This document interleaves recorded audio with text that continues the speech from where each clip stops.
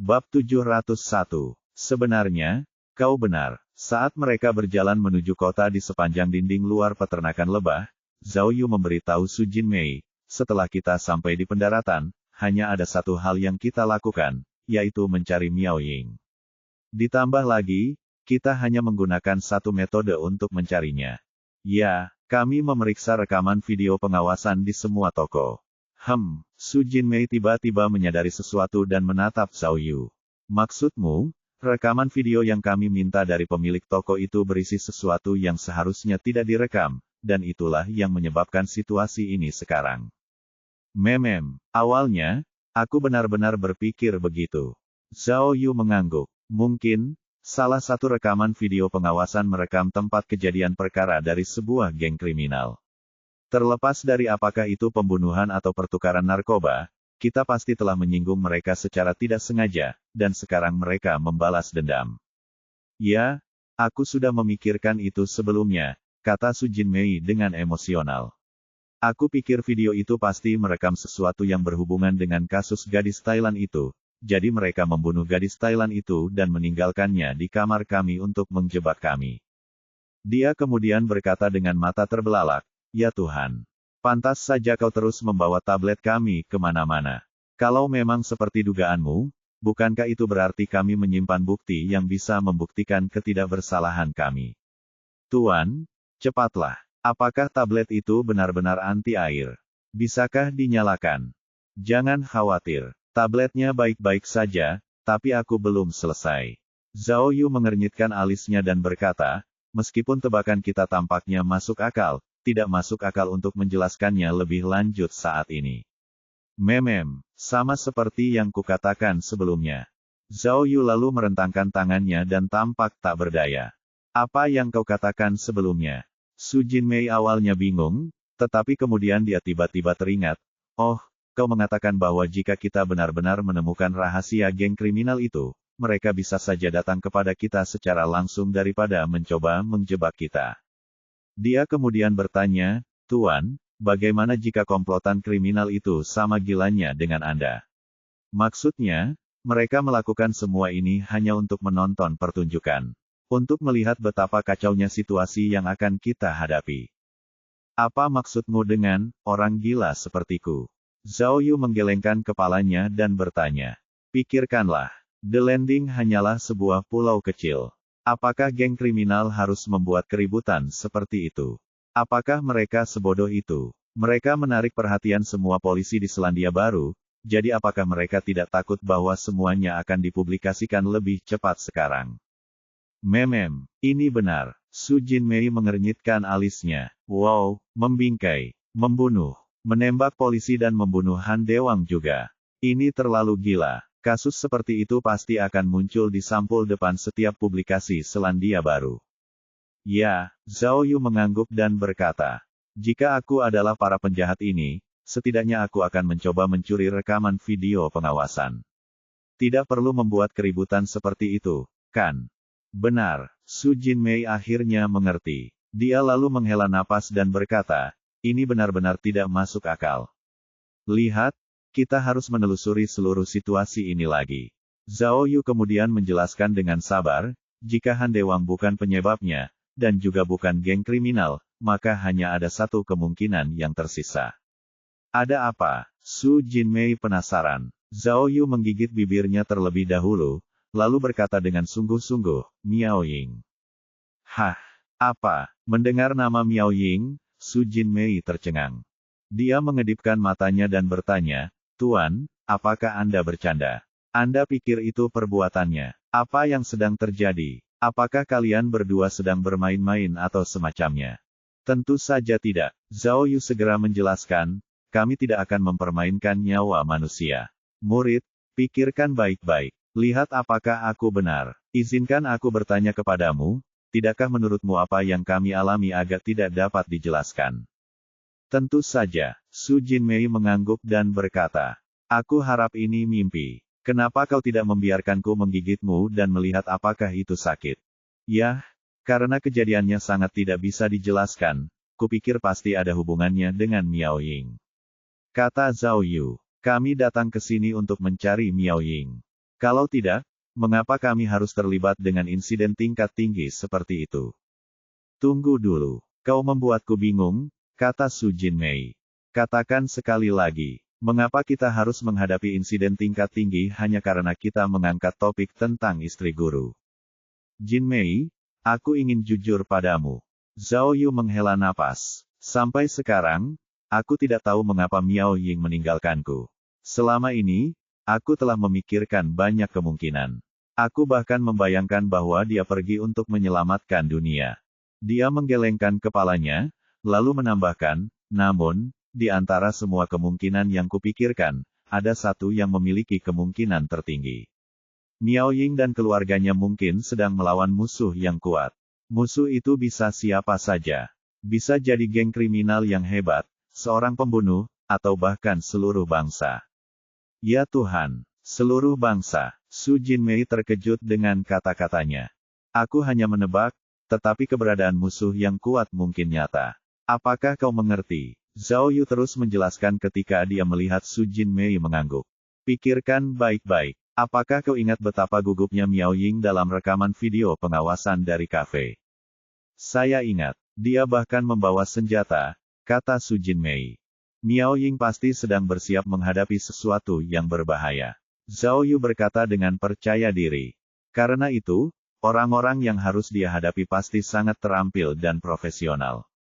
Ya Tuhan, kurasa aku mengerti sekarang. Su Jinmei menggigil ketakutan dan berkata, dari rekaman kamera pengawas, kita bisa melihat istri majikan pergi ke pelabuhan.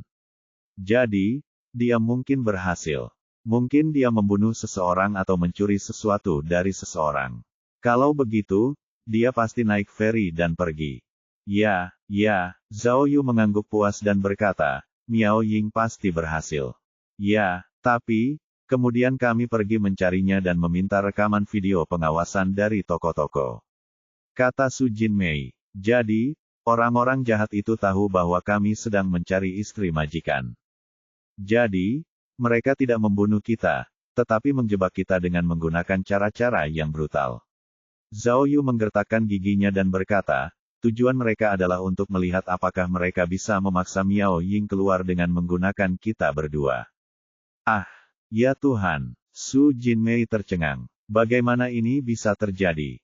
Jadi, apakah menurutmu tebakanku masuk akal sekarang?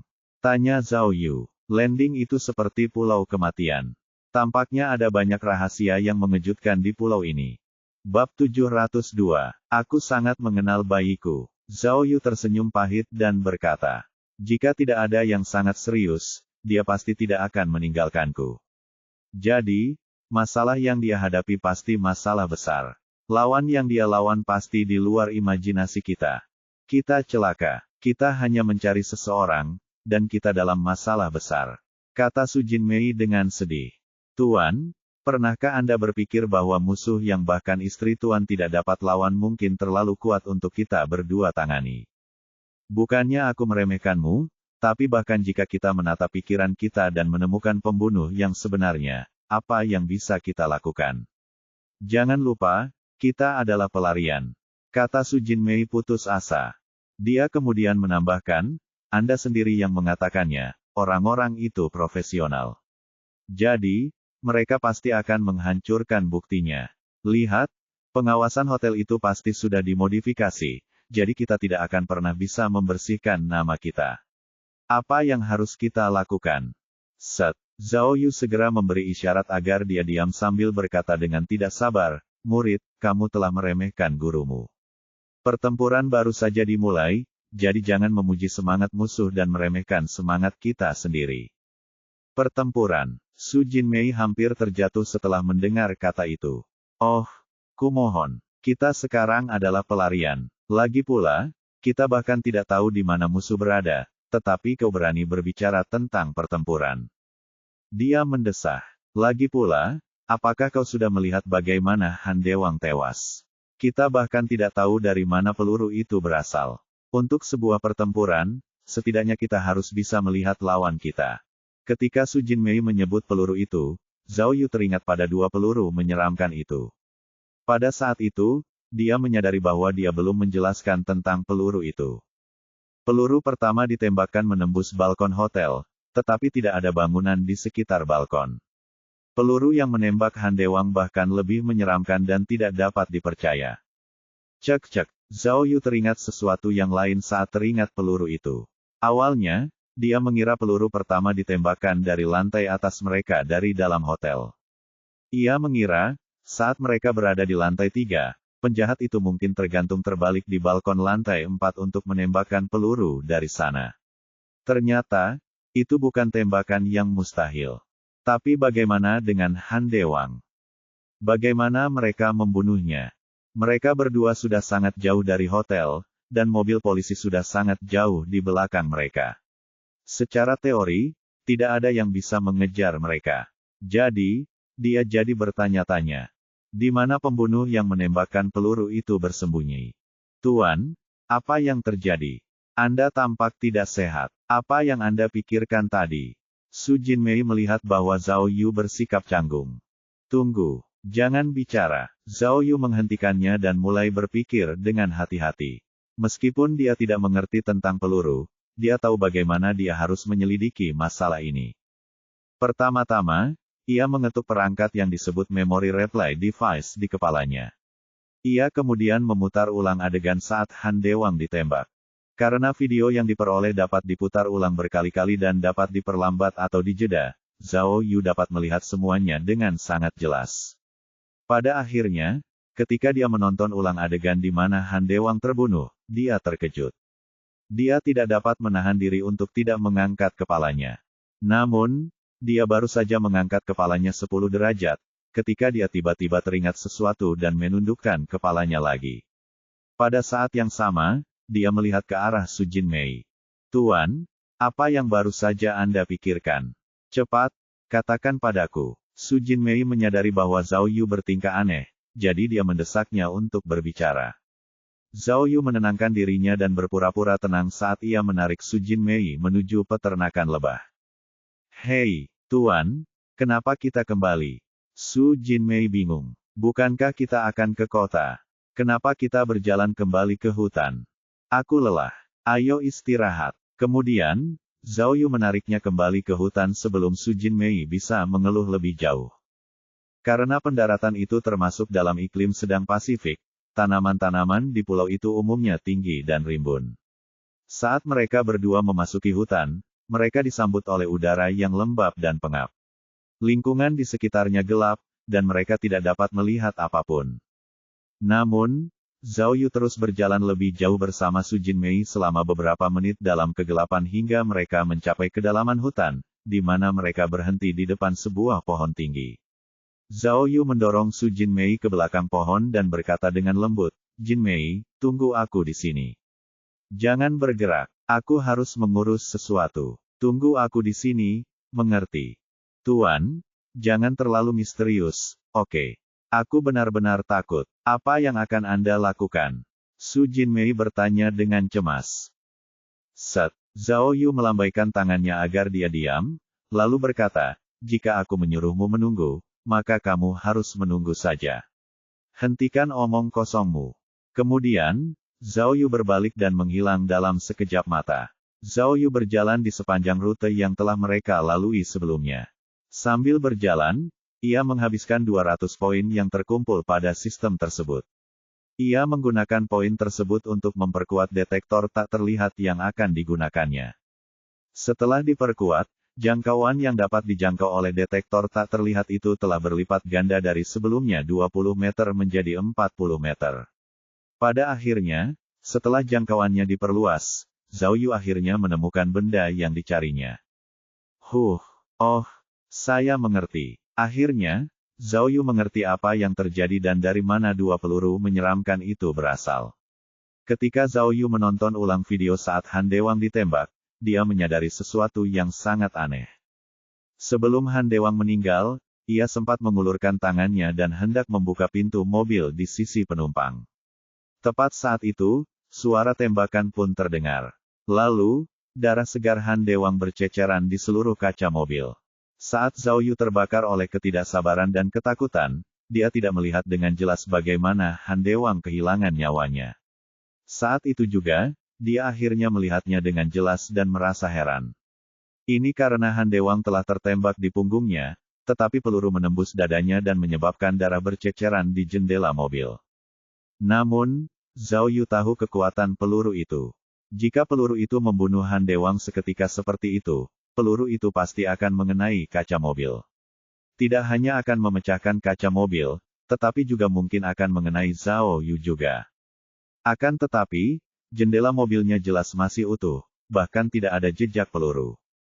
Bagaimana ini bisa terjadi? Oh, tak lama kemudian, Zhao Yu mengerti apa yang terjadi setelah menonton ulang video saat Han Dewang ditembak lagi. Ternyata peluru itu ditembakkan dari ketinggian langit. Peluru itu menembus dadanya dengan sudut 45 derajat. Meskipun darahnya berceceran di jendela mobil, peluru itu mengenai pintu mobil. Jadi, jendelanya masih utuh. Astaga, meskipun memori replay device tidak begitu jelas, Zhao Yu ingat dengan jelas bahwa, di sekitar papan reklame tempat Han Dewang ditembak, tidak ada gedung tinggi. Bahkan tidak ada gedung 2 lantai. Dalam keadaan seperti itu, mustahil bagi seseorang untuk menembak Han Dewang dari sudut seperti itu. Kecuali, pembunuhnya bisa terbang. Bab 703. Meskipun spekulasi itu tampak menggelikan, Zhao Yu berpikir bahwa hanya ada satu penjelasan yang masuk akal. Kemudian, dia juga mengerti mengapa si pembunuh masih bisa mengejar mereka setelah menembakkan peluru pertama. Saat dia memikirkan kemungkinan ini, dia terkejut saat menyadari bahwa, jika ada pembunuh yang bisa terbang, bukankah itu berarti pembunuhnya masih ada di sekitar dan berjaga-jaga? Mengingat hal itu, Zhao Yu tidak dapat menahan diri untuk tidak mengangkat kepalanya dan melihat sekeliling. Namun, saat dia mengangkat kepalanya sedikit, dia tiba-tiba berpikir bahwa dia tidak bisa begitu saja mencari pembunuhnya, karena dia mungkin bisa terbang. Selain itu, pembunuhnya memiliki senjata, dan begitu dia menyadari ada yang aneh, dia akan menembak Zhao Yu dan Su Jinmei kapan saja. Kemudian, Zhao Yu berpura-pura tenang sambil menarik Su Jinmei ke dalam hutan. Ia berpikir bahwa memasuki hutan lebat akan memungkinkan mereka untuk menghindari si pembunuh untuk sementara. Dalam perjalanan menuju hutan, pikiran Zhao Yu berputar cepat. Ia kemudian mendapat ide baru. Pertama, karena pembunuh misterius itu mengejarnya tetapi tidak pernah menembaknya, ini berarti tebakannya sebelumnya benar. Mereka ingin menyudutkannya untuk melihat apakah dia ada hubungannya dengan Miao Ying, dan juga untuk mengetahui latar belakangnya. Memikirkan kemungkinan ini, Zhao Yu bahkan menyesal menelepon Ma Runqi. Jika informasi yang mereka bicarakan diketahui oleh pembunuh misterius itu mungkin akan menimbulkan beberapa efek negatif begitu mereka mengetahui bahwa Zhao Yu berasal dari divisi kriminal pusat.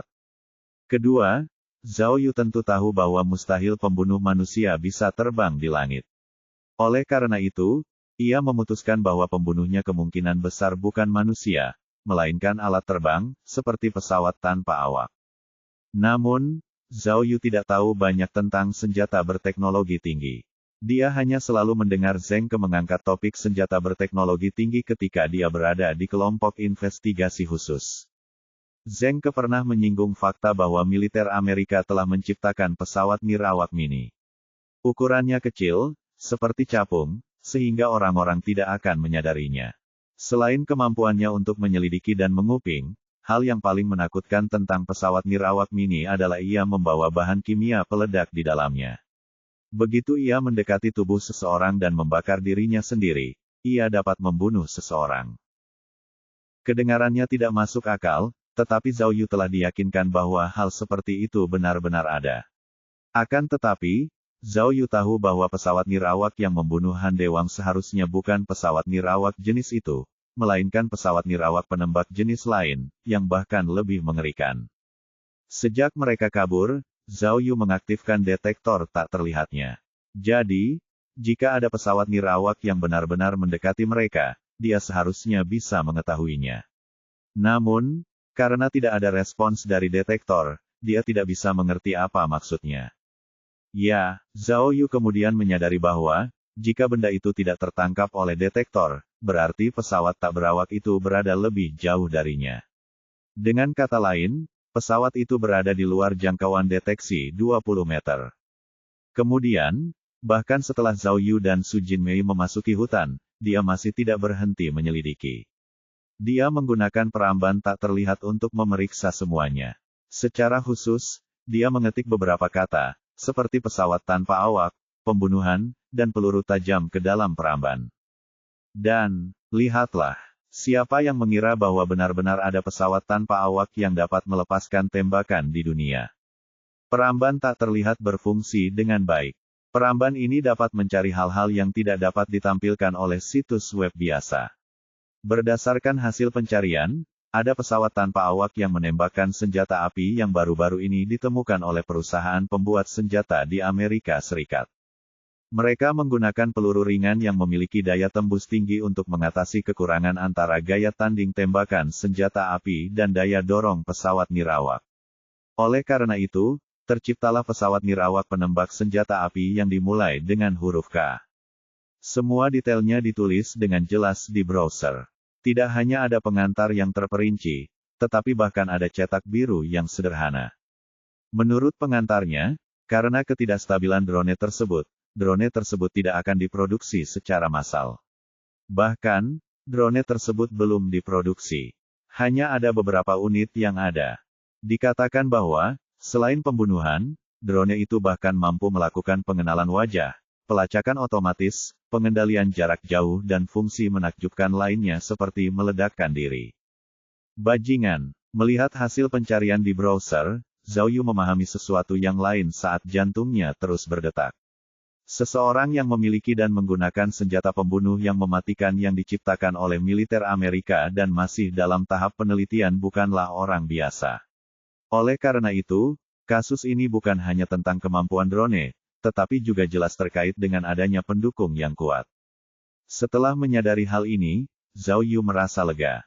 Jika semuanya benar-benar terkait dengan Miao Ying, setidaknya itu berarti bahwa Miao Ying bekerja untuk negara dan bukan musuh rakyat atau pengkhianat. Oh, tidak heran Miao Ying bersikeras meninggalkanku. Tampaknya lawannya benar-benar kuat. Dia pasti khawatir akan membawa masalah kepadaku, jadi dia meninggalkanku. Tetapi, setelah dia menyadari kemampuan hebat lawannya, Zhao Yu bukan saja tidak mundur, tapi sedikit kegembiraan dan rasa haus darah memenuhi hatinya. Dia menyeringai dingin dan berpikir, baiklah, kalau begitu, mari kita hadapi lawan-lawan tangguh ini. Miao Ying, perhatikan baik-baik aku. Kau tidak ingin membawaku, kan? Dengan kemampuanku, aku akan menunjukkan kepadamu bahwa aku juga hebat. Jika aku bisa mengurus semua bajingan di landing, ingatlah untuk datang dan mencariku, lalu biarkan aku bergabung denganmu dalam pertempuran. Zhao Yu menjadi semakin bersemangat saat memikirkan kemungkinan tersebut. Dia bahkan sudah memiliki beberapa rencana di kepalanya. Itulah sebabnya dia menyuruh Su Jinmei bersembunyi di balik pohon saat dia pergi menemui pembunuh misterius itu. Seperti yang telah diduganya, saat Zhao Yu berdiri di hutan dan meningkatkan jangkauan deteksi detektor tak terlihat dengan memasukkan poin yang terkumpul, detektor itu bereaksi dengan cepat. Ia tidak pernah menyangka bahwa ia akan benar-benar menangkap perangkat pengintai yang terbang di udara pada jarak 30 meter. Karena hutan itu dipenuhi semak-semak yang rimbun, makhluk itu pasti bisa terbang cukup rendah untuk mengikuti Zhao Yu. Selain itu, kemanapun Zhao Yu berjalan, makhluk itu pasti bisa mengikuti Zhao Yu dari jauh dan menjaga jarak lebih dari 30 meter sehingga Zhao Yu tidak bisa menyadarinya. 30 meter. Waduh. Zhao Yu tiba-tiba menyadari bahwa rencanaannya mungkin tidak dapat dilaksanakan. Awalnya ia berencana untuk menggunakan power jamming device untuk mematikan sumber daya drone sehingga drone itu akan jatuh dan rusak. Namun, jangkauan power jamming device juga terbatas hingga 20 meter. Oleh karena itu, drone itu tidak dapat dijangkau. Cek, karena ada fungsi pengenalan wajah pada drone tersebut, serta fungsi pelacakan otomatis, drone tersebut telah mengunci targetnya, yaitu Zhao Yu. Jadi, kemanapun Zhao Yu bergerak, drone itu akan menyesuaikan diri dengannya. Dalam keadaan seperti itu, Zhao Yu tentu saja merasa sulit untuk memperpendek jarak mereka di bawah 20 meter. Namun, Zhao Yu telah memutuskan untuk melawan lawan yang kuat ini, jadi dia tidak akan membiarkan rintangan kecil ini menghentikannya. Dia hanya menggunakan perangkat sistem lain untuk mengatasi masalah tersebut. Bab 704. Setelah Zhao Yu memperkuat energi booster dan invisible detector, ia telah menghabiskan total 400 poin yang terkumpul. Sekarang, ia hampir tidak memiliki poin yang terkumpul lagi. Poin-poin itu jelas tidak cukup untuk meningkatkan jangkauan power jamming device. Jadi, jika dia ingin menjatuhkan drone itu, dia harus mencari cara lain. Untungnya, ketika Zhao Yu memeriksa bilah perangkatnya, dia menemukan alat yang cocok dengan sangat cepat. Dia tahu bahwa jika pesawat nirawak itu sudah menargetkannya, pesawat nirawak itu pasti akan menggunakan perangkat berteknologi tinggi lainnya untuk menemukannya. Jadi, terlepas dari metodenya, perangkat itu akan secara otomatis diubah menjadi sinyal untuk pesawat nirawak itu. Oleh karena itu, Zhao Yu segera mengeluarkan pengacau sinyal yang sudah lama tidak digunakan. Di masa lalu, dia pernah menggunakan signal jammer untuk mengerjai Miao Ying. Karena keunikan signal jammer, dia jarang menggunakannya. Setelah menyimpannya dari waktu ke waktu, jumlah penggunaan signal jammer miliknya hampir 10 kali. Jadi, dia tentu tidak merasa sakit hati karena mengaktifkannya sekali ini saja untuk mencobanya. Jangkauan signal jammer adalah 100 meter. Tidak hanya dapat memutus kemampuan drone untuk menemukannya, ia juga dapat memutus sinyal antara drone dan manipulator. Seperti dugaan Zhao Yu, saat dia menggunakan pengacau sinyal, dia dapat melihat melalui layar detektornya bahwa pesawat tak berawak itu berhenti sementara di udara. Besar, Zhao Yu telah menunggu kesempatannya, jadi dia berlari dan melesat ke arah tempat pesawat nirawak itu berada. Dia mendekat 10 meter dalam sekejap mata. Kemudian Zhao Yu tidak ragu-ragu, tetapi langsung menggunakan power jamming device. Meskipun dia berada di hutan yang gelap dan tak terbatas, Zhao Yu dapat melihat melalui layar detektornya bahwa perangkat pengintai yang terbang di udara sebelumnya telah dimatikan. Terlebih lagi, benda itu telah mendarat di tanah. Senter tak terlihat. Pada saat yang genting ini, Zhao Yu berusaha sekuat tenaga. Dia mengaktifkan senter tak terlihat dan tiba-tiba dapat melihat jalan dengan jelas. Untungnya, perangkat sistem tidak saling memengaruhi, jadi invisible torque light tidak terpengaruh oleh power jamming device. Zhao Yu segera berlari dan menemukan benda aneh itu di tanah. Anehnya, tampilannya tidak berbeda dengan drone biasa. Ada kamera bergerak yang tergantung di bawah badan drone, yang memiliki 4 baling-baling. Sekali lagi, tampilannya tidak terlalu istimewa sama sekali. Namun, ketika dia melihatnya lebih dekat, dia melihat ada sesuatu seperti moncong senjata yang terpasang di bawah kamera. Peluru dengan daya tembus tinggi pasti ditembakkan dari sana. Siapa yang menyangka bahwa benda kecil itu dapat merenggut nyawa seseorang dengan mudah?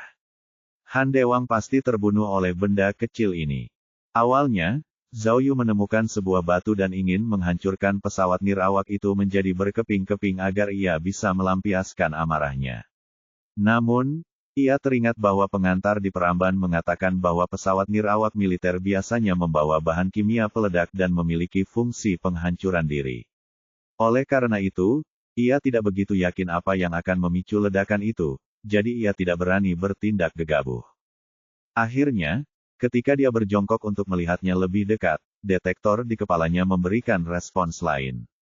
Ini menunjukkan bahwa benar-benar ada semacam bahan kimia peledak di dalam badan pesawat tanpa awak itu. Sialan, ini benar-benar jebakan. Karena Zhao Yu tahu bahwa kekuatan pesawat nirawak dan alat pengacau daya memiliki keterbatasan waktu, ia harus mencari cara untuk menghancurkan pesawat nirawak itu dengan cepat. Zhao Yu tidak berani bertindak gegabah, jadi ia membuka deskripsi di Peramban itu lagi dan melihat cetak birunya. Ia terkejut melihat bahwa cetak biru dan pesawat nirawak yang ada di hadapannya tampak persis sama. Yang mengejutkannya, pengantarnya dengan jelas menyatakan bahwa ada kartu memori pada pesawat nirawak yang dapat digunakan untuk memastikan bahwa informasi tersebut tidak akan hilang. Dengan kata lain, pesawat nirawak tidak hanya akan mengirimkan gambar yang diambilnya ke pengendali, tetapi juga akan menyimpan salinannya di kartu memori. Singkatnya, jika Zhao Yu bisa mendapatkan kartu memori dari pesawat tanpa awak itu, dia bisa membuktikan bahwa dia dan Su Jinmei tidak bersalah. Ini karena pesawat tanpa awak itu kemungkinan besar telah menangkap seluruh lokasi pembunuhan sebelumnya. Setelah menyadari hal ini, Zhao Yu segera mencari slot kartu memori yang berada tepat di atas badan pesawat tanpa awak. Dengan demikian, ia dapat dengan mudah mengeluarkan kartu memori begitu ia membuka penutupnya. Namun, Zhao Yu adalah orang yang berhati-hati, dan dia tahu bahwa pesawat tanpa awak biasanya digunakan untuk misi yang tidak dapat diekspos. Oleh karena itu, jika dia bertanya-tanya, jika saya menyentuh slot kartu memori, apakah akan menimbulkan ledakan? Dia tidak yakin dengan kekuatan ledakan itu, tetapi meskipun itu tidak akan menyakitinya, itu pasti akan menghancurkan kartu memori di dalamnya. Meskipun power jamming device telah memutus sumber dayanya, pemicu ledakannya bervariasi. Jadi, Zhao Yu tidak berani mengambil risiko. Tentu saja, tidak peduli seberapa sulit masalahnya, Zhao Yu tidak akan berhenti.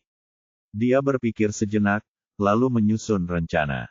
Dia kemudian membuka bilah perangkatnya dan menggunakan pembuang bom tak terlihat. Fungsi dari Invisible Bomb Disposal tidak hanya untuk membuang bom, tetapi juga dapat mendeteksi lokasi dan informasi pasti mengenai bom. Setelah Zhao Yu membuang bom pesawat nirawak itu, pembuang bom tak terlihat mengirimkan laporan terperinci tentang bom itu kepada Zhao Yu. Saat Zhao Yu membaca laporan itu, ia terkejut. Dia tidak pernah menyangka bahwa hilangnya kontak dan jatuhnya pesawat tanpa awak itu telah mengaktifkan fungsi penghancuran diri. Namun, karena fungsi penghancuran diri itu bergantung pada baterai independen sebagai sumber tenaganya, dan power jamming device telah menyembunyikan semua bentuk sumber tenaganya, maka pesawat itu tidak terbakar. Wow, beruntung sekali. Zhao Yu kemudian menyadari bahwa, jika bukan karena alat pengacau daya, pesawat nirawak itu pasti sudah meledak sejak lama. Dengan begitu, semua bukti pasti sudah hancur. Saat Zhao Yu melihat lagi ke arah pembuang bom tak kasat mata, dia akhirnya paham bahwa begitu aliran listriknya diblokir, drone itu akan langsung meledak.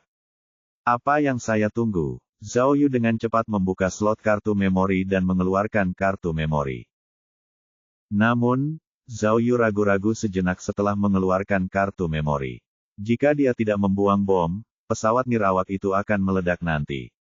Jika dia membuang bom, maka, apakah ada cara untuk menemukan pengendali di balik pesawat nirawak?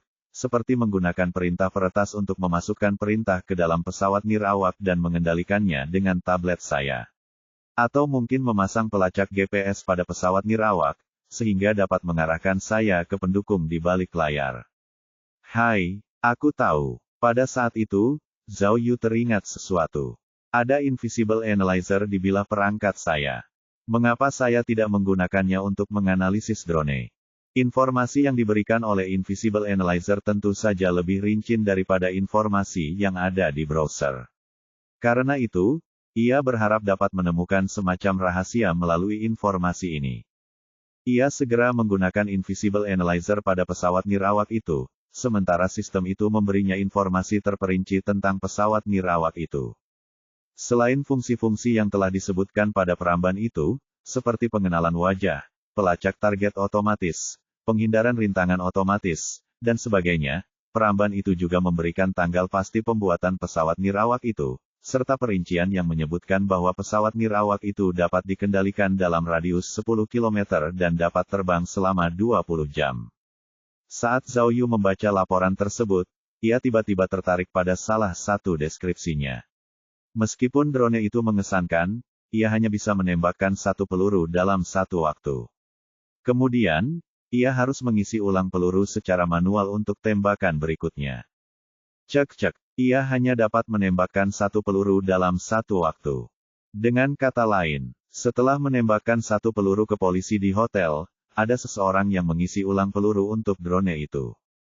Kemudian, drone itu baru bisa menembak Han Dewang lagi di kemudian hari. Saat Zhao Yu dengan cepat melihat informasi pada Invisible Analyzer, dia terkejut. Informasi itu menunjukkan bahwa peluru di dalam drone telah diisi ulang. Dengan kata lain, setelah drone menembakkan peluru yang telah membunuh Han Dewang, seseorang telah menempatkan peluru ketiga di dalam peluru itu. Zhao Yu segera mengangkat kepalanya untuk melihat ke arah pintu masuk hutan. Tepat saat dia mengangkat kepalanya, alarm darurat berbunyi.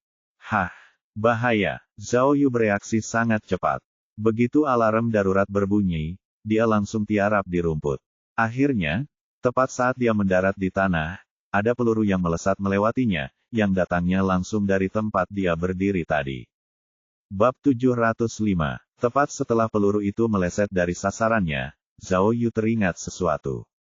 Ia berhasil mengambil pistol dari salah satu dari 3 polisi yang telah ia jatuhkan di taman hotel. Sayangnya, setelah beberapa kali bertabrakan dengan mobil polisi, ia kehilangan pistolnya di tengah kekacauan. Saat itu, karena Zhao Yu tidak ingin melawan pasukan polisi Selandia Baru dengan pistol, ia tidak mau repot-repot mencarinya. Namun, situasinya jelas berbeda sekarang. Saat ini, lawannya jauh lebih kuat daripada kepolisian Selandia Baru. Selain itu, dia benar-benar tidak pernah menyangka bahwa lawannya akan muncul secepat itu. Sebelumnya, ketika Zhao Yu menyadari bahwa seseorang telah mengisi ulang peluru untuk pesawat nirawak itu, dia sudah tahu bahwa lawannya yang mengendalikan pesawat nirawak itu kemungkinan besar berada di dekatnya. Sekarang, karena pesawat nirawak itu tidak berfungsi, dia tentu akan datang ke tempat kejadian untuk memeriksanya. Hilang. Lawan jelas-jelas menggunakan senjata api yang diredam. Keahlian menembaknya juga mengesankan. Zhao Yu baru saja mendarat, ketika peluru lain ditembakkan ke arahnya. Untungnya, dia berguling setelah mendarat di tanah. Kalau tidak, dia pasti akan terkena peluru itu. Sialan. Zhao Yu mengumpat sambil melompat bersembunyi di balik pohon.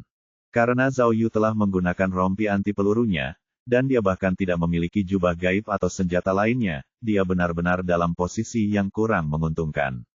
Namun, itu tidak seburuk yang dipikirkan Zhao Yu. Ini karena, ketika orang yang menembak Zhao Yu akhirnya muncul di dekat pesawat tanpa awak, orang itu tiba-tiba mengeluarkan suara aneh, lalu hanya berdiri di sana tanpa bergerak sedikit pun. Karena Zhao Yu penasaran, dia mencuri pandang ke arah penembak dan pesawat tanpa awak itu. Setelah mengamati tempat kejadian lebih dekat, Zhao Yu mengerti apa yang telah terjadi. Mereka berada di hutan di tengah kegelapan total. Alasan mengapa si pembunuh dapat membidik Zhao Yu dalam kegelapan adalah karena ia mengenakan kacamata penglihatan malam inframerah. Ia dapat melihat dengan tepat di mana Zhao Yu berada melalui teknologi pencitraan termal. Namun, kacamata penglihatan malam inframerah itu jelas membutuhkan daya agar dapat berfungsi, tetapi sumber daya di sekitar pesawat nirawak itu telah diblokir oleh alat pengacau daya milik Zhao Yu. Oleh karena itu, kacamata penglihatan malam milik penembak itu jelas tidak akan berfungsi. Berbeda dengan Zhao Yu, meskipun dia tidak memiliki penglihatan malam yang tak terlihat, setidaknya dia memiliki senter tak terlihat. Jadi, dia setidaknya bisa melihat benda-benda di dekatnya dengan jelas. Zhao Yu melihat bahwa orang yang tiba-tiba muncul itu adalah seorang pria asing. Ia mengenakan kemeja merah marun dan bertubuh tegap dan kekar. Meskipun ia tampak besar, gerakannya luar biasa cepat. Setelah menyadari bahwa kacamata penglihatan malamnya tidak berfungsi, dia melepaskannya dan mengeluarkan senter, yang kemudian dia arahkan ke tempat Zhao Yu bersembunyi. Namun, karena kacamata penglihatan malamnya tidak berfungsi, senternya pun tidak berfungsi. Pria asing itu mencoba menyalakannya beberapa kali, tetapi senternya tidak mau menyala. Oleh karena itu, ia tidak punya pilihan selain mengenakannya kembali di pinggangnya. Lelaki kekar itu mendengus aneh, karena jelas dia tidak mengerti apa yang terjadi pada perangkatnya. Ditambah lagi, dia tidak bisa melihat apapun, jadi dia jelas bingung harus berbuat apa selanjutnya. Dia bahkan tidak tahu kemana harus mengarahkan senjatanya. Mendesah. Zhao Yu, yang bersembunyi di balik pohon, kesal. Jika dia punya senjata, dia bisa langsung menjatuhkannya. Lagi pula, ini jelas orang yang mengendalikan pesawat tanpa awak itu. Dia juga orang yang membunuh Han Dewang. Sialan. Saat Zhao Yu teringat bahwa kemungkinan besar dia telah dijebak oleh pria itu, dia merasakan luapan amarah dalam dirinya. Dia kemudian merasakan dorongan kuat untuk membenturkan kepalanya. Kemudian, Zhao Yu mengeluarkan ponselnya dan bersiap untuk melancarkan serangan ganas. Ia bermaksud melempar ponselnya ke samping untuk menarik perhatian pria asing itu, sementara ia menyerangnya dari arah lain. Namun, meskipun Zhao Yu merencanakannya dengan baik, sayangnya dia meremehkan kemampuan orang tersebut. Tepat saat Zhao Yu bersiap untuk melempar ponselnya, dia secara tidak sengaja menginjak dahan pohon yang patah, yang menimbulkan suara retakan. Pria asing itu segera menembakkan senjatanya ke arah Zhao Yu. Hilang. Peluru itu mengenai kulit pohon di samping telinga Zhao Yu, dan serpihan-serpihannya berhamburan kemana-mana. Hal ini membuat Zhao Yu terkejut dan jantungnya berdebar kencang. Bajingan, siapa si orang ini? Dia bahkan tidak bisa melihat apapun, tapi itu sangat dekat. Pada saat itu, Zhao Yu akhirnya menyadari bahwa orang asing yang menembaknya tidak seperti lawan lainnya yang pernah dihadapinya sebelumnya. Bagaimanapun, orang yang dapat mengendalikan pesawat tanpa awak yang dikembangkan oleh militer Amerika tidak mungkin orang biasa. Setelah pria asing itu menembakkan peluru, dia berjalan ke arah Zhao Yu. Sambil berjalan, dia menyalakan korek api dan melemparkannya ke samping kaki Zhao Yu. Tiba-tiba, wajah Zhao Yu terekspos oleh cahaya. Pria asing itu menyeringai dingin dan bergegas menuju pohon tempat Zhao Yu berada. Namun, sesuatu yang aneh terjadi pada saat itu. Pria asing itu berlari dan menembakkan 2 peluru, tetapi dia menyadari bahwa tidak ada seorang pun di balik pohon itu. Pala. Kemudian, sesuatu yang keras jatuh di sisi kanan pria asing itu. Pria asing itu menembakkan 2 peluru lagi ke arah itu secara reaksioner. Setelah menembakkan peluru, dia menyadari bahwa itu hanyalah sebuah ponsel yang jatuh dari atas. Tenang saja. Tenang saja. Kemudian, sesuatu yang lebih mengejutkan pria asing itu terjadi. Cabang pohon di atasnya mulai berdesir. Dia mendongak, dan meskipun dia membidiknya, dia tidak menembak. Di bawah cahaya redup dari korek api, dia bisa melihat bahwa pohon itu tingginya sekitar 10 meter. Bagaimana mungkin seseorang yang tadi bersembunyi di bawah pohon, kini sudah berada di atas pohon dalam sekejap mata? Hai, ayo tembak! Dasar brengsek. Ayahmu ada di sini. Tepat saat pria asing itu bingung tentang apa yang harus dilakukan selanjutnya, tiba-tiba terdengar teriakan dari atasnya. Pria asing itu terkejut, jadi dia segera menembakkan 3 peluru lagi ke arah itu. Alisnya saling bertautan erat, karena dia merasa semua ini sangat menyeramkan. Berdesir. Kemudian, sesuatu yang lebih sulit dipercaya terjadi. Tepat saat ia menembak pohon di atasnya, ia mendengar suara-suara dari pohon lain di kejauhan. Jarak antara kedua pohon itu setidaknya 10 meter, jadi seseorang tidak akan bisa melompat di antara keduanya dengan mudah. Mari, sujud di hadapanku. Suara itu sama, tetapi dari pohon yang lain. Pria asing itu benar-benar tercengang. Dia tidak mengerti apa yang sedang terjadi. Hehehe, dari atas pohon yang lain, terdengar tawa jahat. Apakah kamu ingin bermain denganku? Kamu masih terlalu tidak berpengalaman. Lihat saja bagaimana aku akan mengurusmu hari ini. Mungkin dia khawatir lelaki asing itu tidak bisa memahaminya, jadi sosok di pohon itu menambahkan, persetan dengan ibumu. Persetan dengan mama miamu. Akhirnya, lelaki asing itu mengerti, dan ia meraung marah sambil berlari keluar dari semak-semak. Ia lalu menembak pohon tempat suara itu berasal. Namun, setelah dia baru berlari beberapa langkah, dia tiba-tiba menginjak sesuatu. Dia melihat ke bawah dan melihat bahwa itu adalah pesawat tanpa awak yang menembakkan senjata. Pada saat itu, tiba-tiba ada cahaya yang menyala di pinggangnya. Pria asing itu menyadari bahwa senternya yang telah ia nyalakan sebelumnya tiba-tiba menyala. Mengapa harus ada cahaya? Ledakan. Sebelum pria asing itu sempat menyadari apa yang sedang terjadi, drone di dekat kakinya tiba-tiba meledak. Bab 706. Drone itu tiba-tiba meledak dan pria asing itu terjatuh ke tanah. Hufet. Tepat pada saat itu, Zhao Yu mengangkat sudut bibirnya dan menyeringai. Ternyata sebuah ide cemerlang telah muncul di benaknya saat keadaan darurat.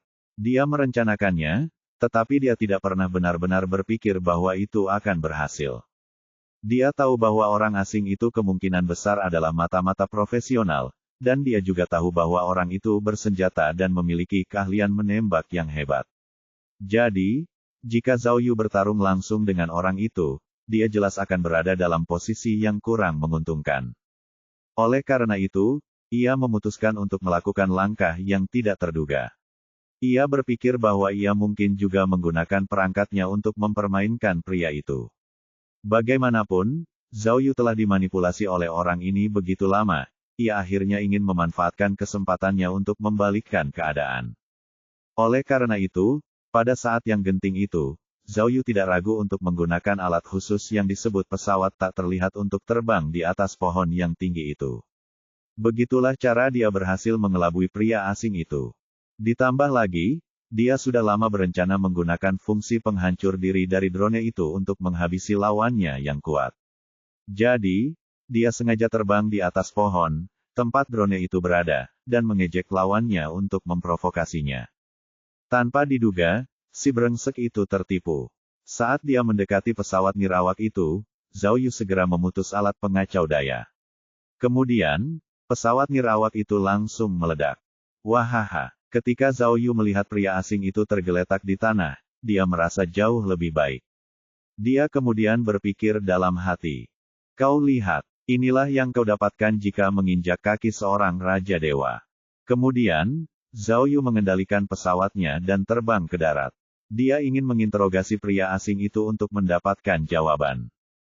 Namun, sesuatu yang mengejutkan Zhao Yu terjadi. Setelah pesawat tak berawak itu meledak, pria asing itu hanya berbaring di tanah selama beberapa detik sebelum dia tiba-tiba berdiri. Apa-apaan ini? Zhao Yu tercengang, karena dia tidak pernah menyangka bahwa ledakan itu tidak akan membunuh pria itu. Bahkan, ledakan itu tampaknya tidak melukainya sama sekali. Bajingan ini, meskipun pria asing itu tidak terbunuh oleh ledakan itu, dia benar-benar terkejut. Meskipun dia adalah seorang veteran berpengalaman dan telah menjalani pelatihan profesional, dia belum pernah mengalami hal seperti ini. Kemudian, setelah dia berdiri, dia langsung berlari. Saat dia berlari, Zhao Yu melihat bahwa dia pincang. Tampaknya ledakan dari pesawat tanpa awak tadi memang telah melukainya. Ingin melarikan diri, tidak akan semudah itu. Zhao Yu lalu berteriak, "Nak, kau tidak bisa melarikan diri." Saat Zhao Yu berteriak, dia sengaja berbicara dengan suara yang menggetarkan, seperti hantu. Pria asing itu ketakutan, jadi dia menembakkan peluru ke belakangnya sambil melarikan diri. Namun, dia segera kehabisan peluru. Meskipun begitu, pria asing itu terus berlari dengan susah payah. Ia kemudian mengeluarkan selongsong peluru baru dari sakunya sambil berlari. Karena senter di pinggangnya masih menyala, Zhao Yu dapat melihat tindakannya dengan jelas. Mustahil. Zhao Yu tahu bahwa begitu orang itu mengisi ulang pelurunya, dia tidak akan bisa melakukan apapun pada orang asing itu. Jadi, Zhao Yu segera terbang dengan kecepatan penuh, meluncur turun seperti bom ke arah orang asing itu. Hah! Orang asing gila itu baru saja mengeluarkan kartrid asli dan bersiap untuk memasang yang baru, tetapi dia melihat ada sesuatu yang terbang ke arahnya dengan tergesa-gesa. Dia gemetar ketakutan dan menjatuhkan kartrid itu. Dalam sekejap, Zhao Yu memukulnya dengan keras dan menjatuhkannya ke tanah. Saat pria asing itu jatuh, dia menjatuhkan senjatanya. Pada saat yang sama, senter di pinggangnya pecah. Sekali lagi, mereka berada dalam kegelapan total. Zhao Yu, tentu saja, memahami gagasan, serang selagi besi masih panas, dan sebelum pria asing itu bisa bereaksi, dia berlari ke depan dan menendang bagian belakang kepalanya. Tindakan Zhao Yu sangat kejam dan lalim. Tendangannya ditujukan untuk membunuh orang itu. Kepala pria asing itu terbentur tanah dengan keras setelah ditendang. Jika dia orang biasa, bahkan jika tendangan Zhao Yu tidak membunuhnya, itu sudah cukup untuk membuatnya mual. Namun, pria asing itu jelas bukan orang biasa. Jadi, setelah kepalanya mendarat di tanah, dia melakukan gerakan ekor kalajengking yang luar biasa dan hampir berhasil menendang Zhao Yu. Zhao Yu berbalik dan menendang kepalanya lagi. Namun, pria asing itu menopang dirinya dengan satu tangan di tanah dan berbalik ke sudut lain sehingga tendangan Zhao Yu melayang di bawah ketiaknya. Pria asing itu kemudian bergerak untuk meraih pergelangan kaki Zhao Yu, tetapi Zhao Yu berhasil menendangnya. Zhao Yu kemudian mendaratkan tendangan bertubi-tubi, satu demi satu, pada pria asing itu. Namun, Pria asing itu tidak biasa. Meskipun dia dalam posisi bertahan, dia tidak panik. Setelah dia menstabilkan dirinya, dia tiba-tiba menyerang dengan gerakan pendulum ekor kalajengkingnya sekali lagi.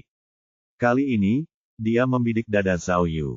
Melihat orang itu menendang dengan sangat keras, Zhao Yu tidak punya pilihan selain menghindarinya. Kemudian, pria asing itu tiba-tiba berbalik dan menyalakan sesuatu, yang kemudian dia lemparkan ke udara. Benda itu mengeluarkan percikan api seperti kembang api, yang tiba-tiba menerangi seluruh sekelilingnya.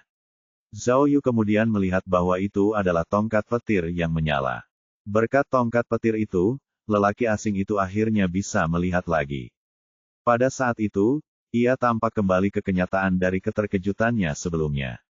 Ia kemudian berdiri tegak di hadapan Zhao Yu. Zhao Yu langsung meninju wajahnya. Karena tubuh pria asing itu tinggi dan kekar, pukulan Zhao Yu mendarat pada sudut yang aneh. Secara teori, pukulan itu bisa saja mematahkan dagunya. Namun, setelah pukulan itu, mata-mata itu hanya memiringkan kepalanya ke satu sisi, seolah-olah dia tidak merasakan sakit sama sekali. Dia kemudian mencengkeram kerah baju Zhao Yu. Zhao Yu langsung menendang beberapa kali dan mengenai perut pria itu. Namun, pria itu sama sekali tidak bereaksi terhadap tendangannya. Sialan, dasar bajingan. Zhao Yu ketakutan. Apakah orang ini punya perlindungan, seperti perisai emas atau celana besi? Di bawah tekanan sekuat itu, Zhao Yu hanya bisa meludahi wajah pria asing itu. Aduh, pria asing itu tidak pernah menyangka Zhao Yu akan melakukan hal yang menjijikkan seperti itu. Dia menjadi gila dan melemparkan Zhao Yu. Sambil menyeka lendir di wajahnya, dia mengeluarkan belati yang berkilauan dengan aura kematian. Wah, pria asing itu meraung sambil berlari ke arah Zhao Yu. Ada tumpukan batu di tempat Zhao Yu mendarat, dan saat ini dia mengerang kesakitan. Saat dia melihat pria asing itu menyerangnya dengan belati, dia tahu bahwa ini tidak akan menjadi pertarungan yang mudah. Zhao Yu mengambil sebuah batu besar dan terbang ke udara dengan pesawat tak terlihatnya. Kemudian, dia melemparkan batu itu ke arah pria asing itu, seperti sedang menjatuhkan bom.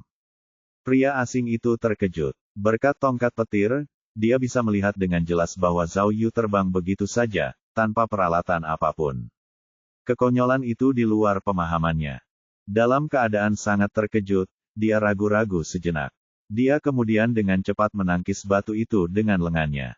Pala, saat batu berat itu mendarat di lengannya, pria itu terhuyung mundur, hampir menjatuhkan belatinya. Pada saat yang genting ini, Zhao Yu menghantam pergelangan tangannya, menyebabkan belatinya terjatuh. Kemudian, mereka berdua bertarung dengan sengit, dan itu adalah pertarungan yang cukup sengit. Meskipun Zhao Yu meninju dengan keras dan bertarung dengan penuh semangat, mata-mata asing itu tidak mundur. Meskipun Zhao Yu telah mengecohnya, kekuatan tempurnya tidak dapat diremehkan.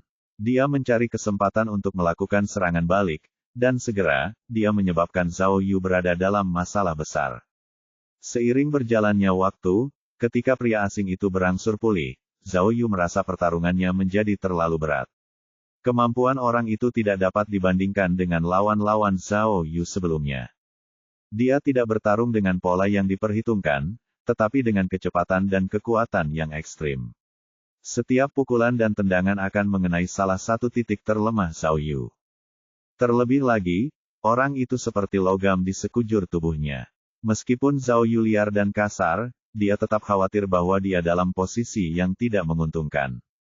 Setelah beberapa ronde, pria asing itu akhirnya menemukan kesempatan untuk mencengkeram lengan Zhao Yu. Zhao Yu dengan cepat meninju wajahnya dengan punggung tangannya. Pria asing itu kemudian memegang tangan Zhao Yu di belakang punggungnya sambil menekan bahu Zhao Yu sehingga dia tidak bisa berbalik. Dia memegang Zhao Yu dengan sangat erat, dia hampir mematahkan lengan Zhao Yu. Zhao Yu meronta, tetapi dia tidak bisa melepaskan diri dari cengkeramannya. Sialan. Tepat saat itu, Zhao Yu mengumpat sambil berpikir. Baiklah, nak, kau yang meminta. Kau mau bermain. Aku akan bermain brutal. Bab 707. Pria asing itu menekan lengan Zhao Yu, berniat untuk mematahkan lengannya dengan kekuatannya. Namun, pada saat yang genting, Zhao Yu menundukkan kepalanya, mengetuk mesin penyamaran tak terlihat, dan menggunakan topeng yang paling mengerikan. Topeng itu merupakan gabungan dari Frankenstein dan ketidakkekalan hitam dan putih. Sekarang, bukan hanya wajahnya yang tertutup bercak-bercak, tetapi semua fiturnya juga berdarah. Bagian terburuknya adalah lidahnya tiba-tiba menjadi sepanjang 1 kaki. Itu sangat mengejutkan dan mengerikan. Zhao Yu berbalik dan mendekati wajah pria asing itu. Dia bahkan menjilatinya dengan lidahnya yang panjang. Pada awalnya, pria asing itu berniat mematahkan tangan Zhao Yu, namun dalam sekejap mata, Zhao Yu telah berubah menjadi hantu yang menakutkan. Ah, betapapun hebatnya pria asing itu, dia tidak sanggup menahan rasa takut seperti itu. Dia tiba-tiba jatuh ke tanah. Wahahaha. Zhao Yu berpura-pura menjadi hantu untuk pertama kalinya dan mengeluarkan suara yang menakutkan. Akan tetapi, ia belum begitu berpengalaman dalam hal itu, jadi ia pikir ia bisa saja mengelabui pria itu dengan melakukan lompatan vampir yang lucu. Ia lalu melompat ke arah pria asing itu dengan menakutkan. Ah, di bawah cahaya tongkat petir yang semakin redup, Zhao Yu benar-benar tampak seperti hantu jahat dari neraka. Karena sangat ketakutan, lelaki asing itu tidak ingin bertarung lagi. Dia segera berlari ke arah hutan, terlatih-tatih sepanjang jalan. Itu mudah sekali, Zhao Yu berpikir dalam hati. Saat itu, Zhao Yu ingin menggunakan pesawat tak terlihat untuk terbang rendah lagi. Dia percaya bahwa jika dia bisa terbang dan memeluk pria asing itu di pinggangnya, pria itu pasti akan pingsan. Namun, saat Zhao Yu bersiap untuk lepas landas, terjadi 2 kecelakaan. Kecelakaan pertama adalah pesawat tak terlihat itu mencapai batas waktunya, yang membuatnya tidak dapat digunakan lagi. Jadi, jika dia ingin terbang, dia harus menggunakan pesawat lain. Kecelakaan kedua merenggut nyawa manusia. Setelah pria asing itu berlari ke hutan, tiba-tiba terdengar beberapa kali tembakan. Ledakan, bang-bang. Mendengar suara tembakan, lelaki asing itu mundur sambil menutupi dadanya. Ia tidak berani menatap Zhao Yu, tetapi malah berlari ke arah lain di dalam hutan. Awalnya, Zhao Yu ingin mengejarnya, tetapi dia takut dengan suara tembakan. Dia bertanya-tanya apakah pria asing itu punya sekutu lain. Tetapi, jika dia punya sekutu, mengapa mereka menembak orang asing itu? Bagaimanapun, Zhao Yu tidak memiliki senjata, jadi, demi keamanan, ia cepat-cepat bersembunyi di balik pohon dan perlahan-lahan menjulurkan kepalanya untuk memeriksa sekelilingnya. Pada saat itu, Zhao Yu melihat seseorang berlari keluar dari hutan. Itu adalah Su Jinmei. Bagian terburuknya adalah Su Jinmei memegang pistol. Terlebih lagi, pistol itu diarahkan ke arah pria asing itu baru saja menghilang. Hah, Zhao Yu bingung. Dia sama sekali tidak mengerti situasinya. Dia segera berbalik dan menunjuk Su Jinmei. Hei, Jinmei, dari mana kamu mendapatkan senjata itu? Apa yang sebenarnya terjadi? Saat dia berteriak padanya, Zhao Yu benar-benar lupa seperti apa rupanya. Saat dia menampakkan dirinya, Su Jinmei ketakutan, jadi dia menembak Zhao Yu. Wah, beruntungnya, kemampuan menembak Su Jinmei tidak bagus, jadi tembakannya meleset. Ah, hantu. Setelah melepaskan tembakan, Su Jinmei berbalik dan berlari. Namun, hutan itu diselimuti kegelapan total, dan dia lupa bahwa ada pohon tepat di belakangnya. Karena dia tidak memperhatikan kemana dia berlari, dia menabrak pohon itu. Saat dia bertabrakan dengan pohon itu, dia kehilangan kesadaran dan jatuh ke tanah. Apa-apaan ini? Zhao Yu menggaruk kepalanya karena tidak percaya. Kemudian, dia teringat akan penampilannya yang mengerikan, jadi dia segera mematikan mesin penyamaran tak terlihat dan mengubah wajahnya kembali ke keadaan semula. Dia kemudian berlari ke Su Jinmei. Saat itu, Su Jinmei masih sedikit tidak sadarkan diri dan tidak bisa bergerak. Begitu Zhao Yu melihat bahwa Su Jinmei baik-baik saja, dia mulai khawatir bahwa pria asing itu melarikan diri. Oleh karena itu, dia mengambil senjata Su Jinmei dan mengejarnya. Zhao Yu melihat ada jejak darah yang ditinggalkan pria itu. Jadi, jelaslah bahwa Su Jinmei berhasil mengenai pria itu dengan beberapa tembakan. Ini membuat Zhao Yu yakin bahwa pria itu tidak mungkin melangkah terlalu jauh. Saat Zhao Yu mengikuti jejak darah itu, ia melihat darah itu semakin pekat. Ia lalu mendongak dan melihat lelaki asing itu di antara semak-semak. Pria asing itu tergeletak di tanah, bersimbah darah. Zhao Yu kemudian menyadari bahwa ia telah tertembak di dada dan tepat di bawah lehernya. Ia sudah berhenti bernapas. Sialan, apa yang telah terjadi? Meskipun pria ini telah menjebaknya dan membunuh Han Dewang, jelas akan ada masalah besar jika Su Jinmei membunuhnya. Selain itu, Zhao Yu ingin memaksanya untuk mengatakan kebenaran, jadi jika dia mati, mereka mungkin akan kehilangan kesempatan untuk mengumpulkan beberapa informasi penting darinya. Ditambah lagi, jika kartu memori di pesawat nirawak itu tidak dapat membuktikan ketidakbersalahan mereka, pengakuan orang ini akan menjadi satu-satunya cara untuk membersihkan nama mereka. Cek, apa yang harus saya lakukan? Zhao Yu tidak pernah menyangka bahwa semuanya akan menjadi seperti ini. Tanpa daya, dia membalikkan tubuh pria asing itu dan memeriksa tubuhnya untuk melihat apakah ada sesuatu yang berguna di sana. Pria asing itu tidak mengenakan banyak pakaian, tetapi dia membawa banyak barang. Dia memiliki alat komunikasi di telinganya, tetapi untungnya, Zhao Yu telah menyalakan alat pengacau sinyal, jadi jika pria asing itu memiliki sekutu lain, mereka tidak akan dapat berkomunikasi. Dengan kata lain, sekutunya seharusnya tidak mengetahui apa yang telah terjadi padanya.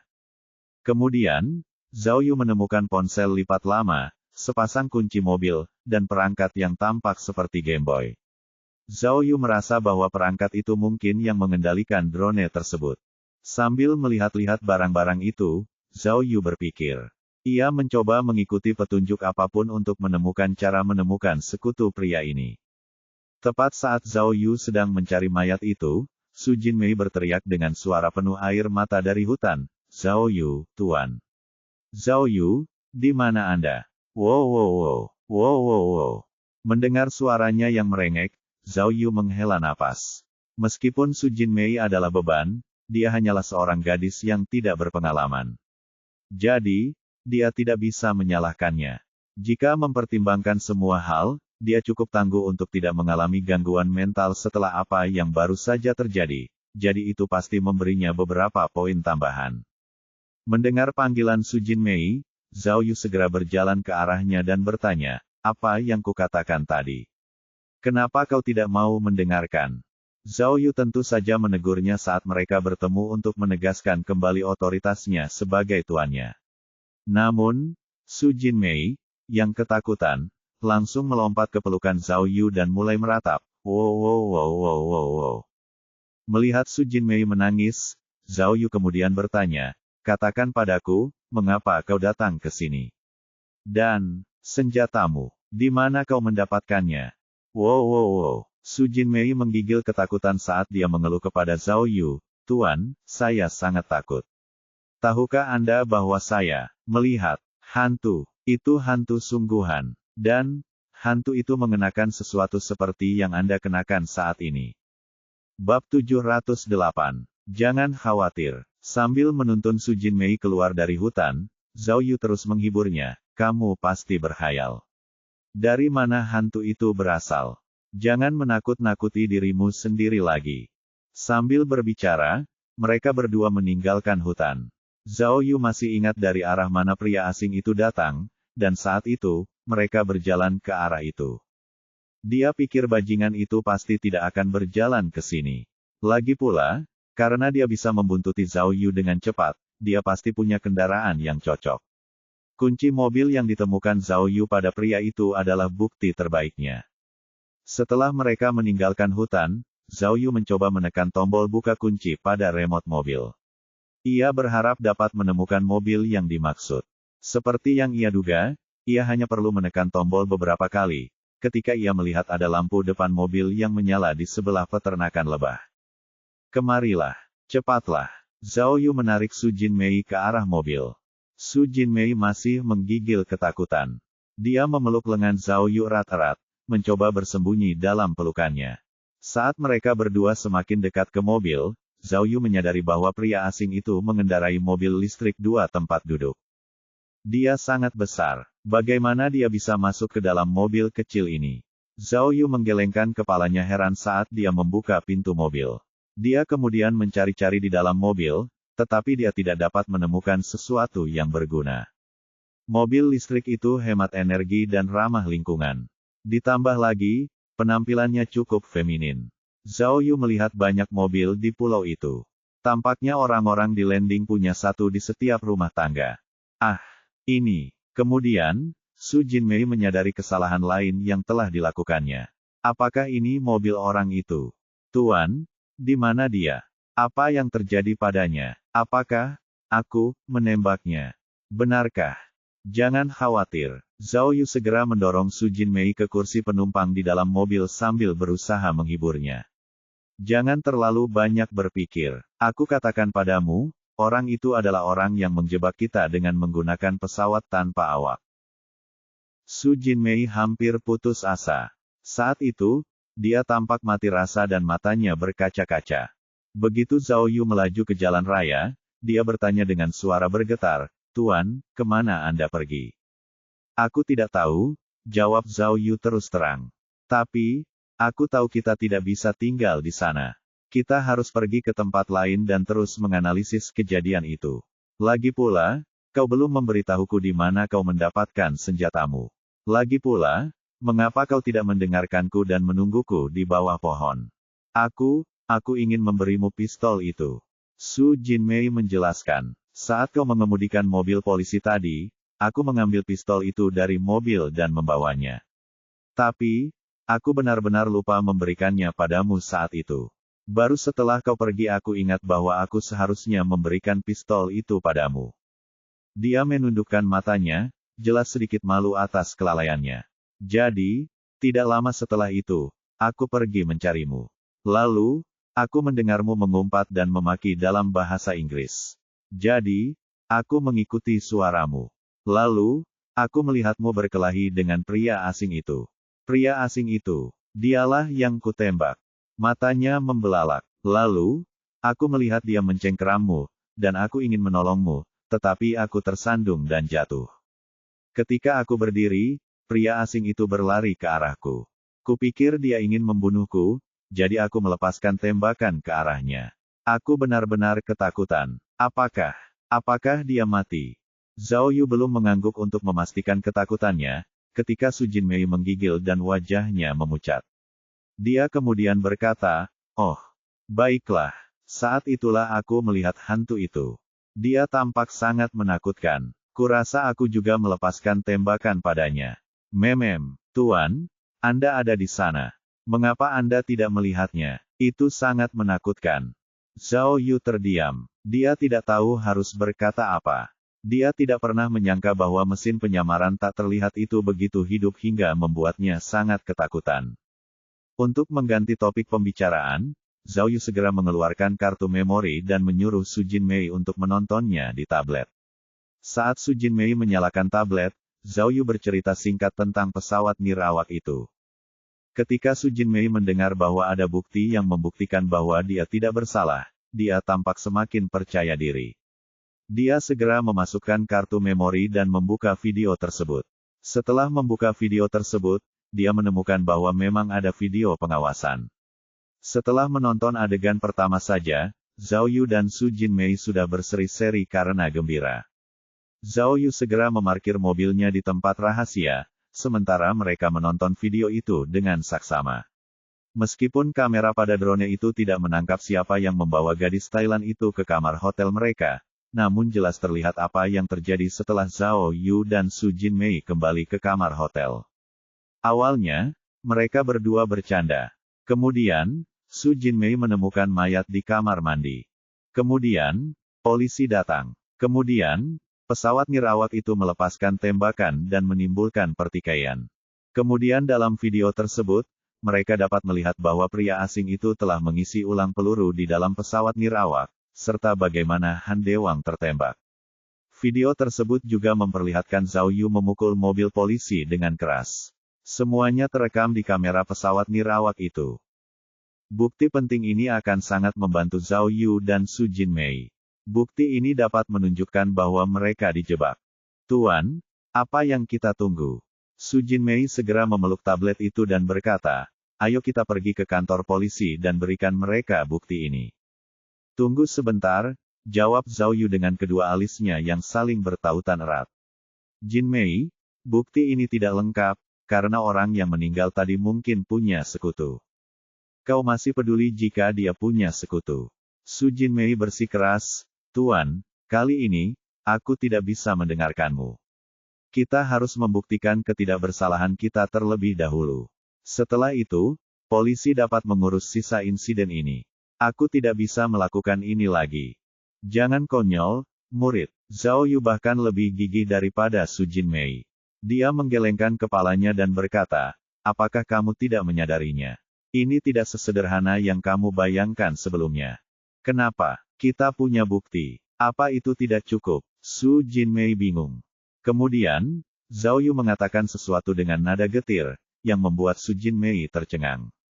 Zhao Yu berkata, bagaimana jika mereka memiliki lebih dari satu drone penembak senjata ini? Su Jin Mei akhirnya mengerti apa yang dikhawatirkan Zhao Yu. Jika sekutu memiliki lebih banyak drone penembak, begitu Zhao Yu dan Su Jin Mei menampakkan diri di depan umum, mereka mungkin akan terbunuh kapan saja. Bukti yang kami miliki saat ini hanya bisa membuktikan bahwa kami tidak membunuh Han Dewang, tetapi tidak menunjukkan seluk-beluk kejadian sebenarnya, kata Zhao Yu. Begitu kami terbunuh, para bajingan di balik layar akan lolos begitu saja. Polisi tidak akan bisa menemukan apapun. Dia kemudian menambahkan, Jin Mei, aku mengerti apa yang mereka lakukan. Aku menduga bahwa beberapa orang mereka pasti ada di antara polisi di landing. Jika kita membawa bukti ke kantor polisi, kita akan jatuh ke dalam perangkap mereka. Hah, lalu, apa yang harus kita lakukan? Su Jin Mei kembali dipenuhi rasa putus asa. Mereka bersembunyi di kegelapan, sementara kita menjadi sasaran empuk dan mudah dibobol. Itu benar-benar tindakan tabu bagi seorang prajurit, kata Zhao Yu dingin. Jadi, kita harus membalik keadaan. Pertama-tama kita harus menemukan bajingan yang menjebak kita, lalu berikan mereka serangan mematikan. Hah, Su Jin Mei terkejut, jadi dia segera bertanya, Tuan, Anda membuatnya terdengar begitu mudah. Pria asing itu sudah mati. Bagaimana kita bisa menemukan sekutunya? Video drone itu baru dimulai setelah kita memasuki hotel. Tidak ada petunjuk lagi, kan? Zhao Yu cemberut sambil bertanya, Jin Mei, tidakkah kamu sadar bahwa, sejak awal, kita sepertinya telah melupakan seseorang? Seseorang? Siapa? Su Jin Mei bingung. Gadis Thailand yang meninggal di kamar kita, kata Zhao Yu dengan sungguh-sungguh.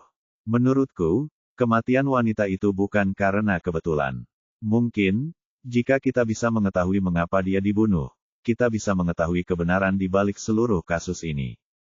Bab 709. Apa yang terjadi dengan gadis Thailand itu? Su Jin Mei menggelengkan kepalanya dan berkata, aku merasa mungkin dia bersama orang-orang jahat. Mereka pasti punya perselisihan internal, jadi mereka membunuhnya untuk membungkamnya. Lalu, mereka menggunakannya sebagai alat untuk menjebak kita. Tidak, Zhao Yu dengan tegas membantah hipotesisnya. Saya pernah bertemu dengan geng kriminal serupa sebelumnya. Identitas mereka tidak dapat diungkapkan. Oleh karena itu, bahkan jika mereka memiliki perselisihan internal, mereka hanya akan mengurus mayatnya dalam diam setelah mereka membunuhnya. Mereka tidak akan berani membuat keributan. Lalu, apa peran gadis Thailand dalam semua ini? Su Jin Mei semakin penasaran. Aku tidak tahu. Zhao Yu menjawab dengan terus terang. Tapi, gadis Thailand itu jelas ada hubungannya dengan mereka. Begitu kita mengetahui lebih banyak tentang latar belakangnya, kita seharusnya bisa menemukan sekutu pria itu. Su Jin Mei kemudian berkata dengan cemas, Tuan, Anda sendiri mengatakan bahwa pesawat nirawak itu adalah senjata berteknologi tinggi dari militer Amerika. Tidakkah Anda berpikir bahwa kita sedang melawan mata-mata Amerika? Jika Anda melawan mereka di depan umum, bukankah kita akan mendapat masalah besar? Saya tidak yakin apakah saya akan mendapat masalah atau tidak, kata Zhao Yu dengan tegas.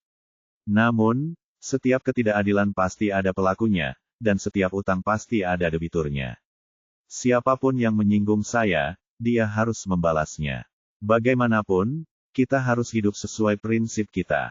Kau, Bukankah kau terlalu ambisius? Kau bahkan tidak peduli jika mereka mata-mata Amerika. Su Jinmei menggelengkan kepalanya tanpa daya saat ia mengambil ponsel dan remote drone milik pria asing itu untuk menyelidikinya lebih saksama. Namun, semua benda itu dienkripsi, jadi ia tidak bisa membukanya.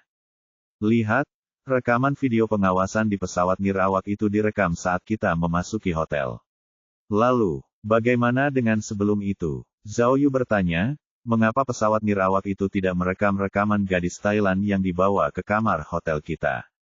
Mungkinkah orang yang menerbangkan pesawat nirawak itu melakukan sesuatu yang buruk?